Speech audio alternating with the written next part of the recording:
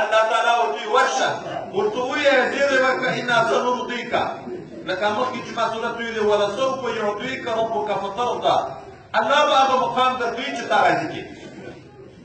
او دی مبارکتیا وي زه قسم درته تر څو راضي شم چې زما یو امت په جهنم کې پاتې وي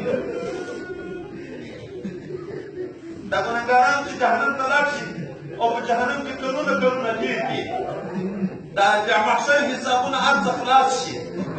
خیال دا چې ټول خلک مسلمانان لاړه جنت ته هغه ګناهګار امتیان په جهنم کې پاتې وي د رسول الله ورپام نه وي نو خدای پاک جبرائیل علیه السلام ولیږي چې ته لاړ شي جهنم ته د ما د حبیب د امتیانو حال واخله کله چې جبرائیل امین ورشي جهنم ته د امتیانو د حال نه ځان خبرې هغه نوراني شهرت چې ویلي د جهنم ملایکې د رنګه تورې سترګې شنې ډېر د حقیقت ملایکې لیدو ورته کتای نه شي نو داسې نوي نوراني ملایکې چې جهنم کې ګناهګار مسلمان وویني نو هغه به وایي دا څوک د دا نورو ملایکو نه به پوښتنه وکړي هغه ورته دا خو جبرائیل علیه السلام دی چې په رسول الله یې وحی نازلولی نو دا ګناهګار مسلمانان دا نارېږي او چغېږي ورته چې ای جبرائیل موږ په حال کې رسول الله خبر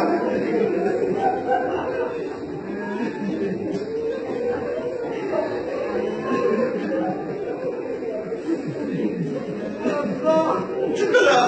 جبرائیل علیه السلام لاړ جنت ته او هلته حبیب ته خدای ته ویلي دا بعضې امتیان په جهنم کې پراته وو او ډېر په بد حال کې وو دا څه شوي حدیث مبارک کې راځي لکه دا د شړشم بوټي چې ویې وي هلته یې واچوي وچ کلک ډک نور شي ډک نور به سوي وي وچ کلک وي د الله رسول د الله حبیب د خپل ګناهګارو په حال خدای شي د خدای د بیا حضرت حضور ته شي او په سلام به مې راوړي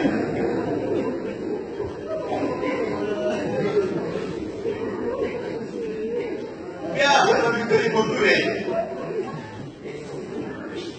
لاړ شه څه غواړې سر پورته کړې زما حبیبه او ورته یې زما امتیان په جهنم کې پاتې دي الله تعالی ورته اجازه ورکړي چې ورشه چا چې د یوه دینار په انداز باندې نیک عمل کړی دی ورشه دا وباسه د جهنم نه لاړ شي چې څومره جهنم کې هغه انسانان دي چې دومره نیکي یې کړې ده لکه یو دینار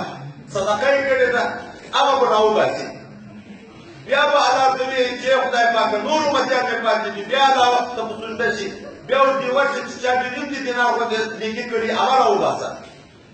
اخر تر دې پورې چې د پاتې دي د دانې په انداز نیکي چا کړي د دغو دپاره هم رسول الله شفاعت وکړي اخر به هغه څوک پاتې شي چې صرف کلمه یې ویلې او د پاتې د دانې په انداز نیکي نه ده کړې چې هغه ته بیا الله ته به سجده شي الله تعالی به ورته وایي چې نادانه کړم هر چا شفاعت وکړو خو ارحم الراحمین ذات پاتې ده هغه زه په خپل رحمت د تا